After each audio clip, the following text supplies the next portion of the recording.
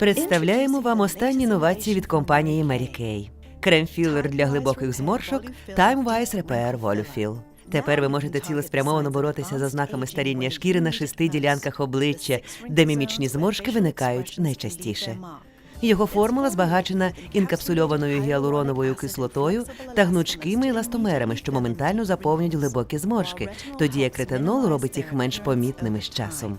Завдяки поєднанню інноваційних інгредієнтів, філер моментально заповнює зморшки та робить їх менш помітними з часом.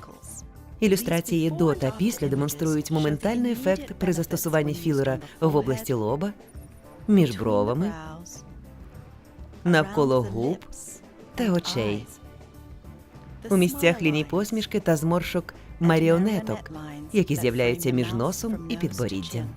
Отримувати те, що любиш, ніколи не було простіше. Просто нанесіть філер зручним аплікатором на глибокі зморшки. Він підходить будь-якому тону шкіри. Приготуйтеся до моментального ефекту, який помітили 100% жінок. Цей новий засіб системи по догляду за шкірою Time Wise Repair можна придбати тільки у вашого незалежного консультанта з краси.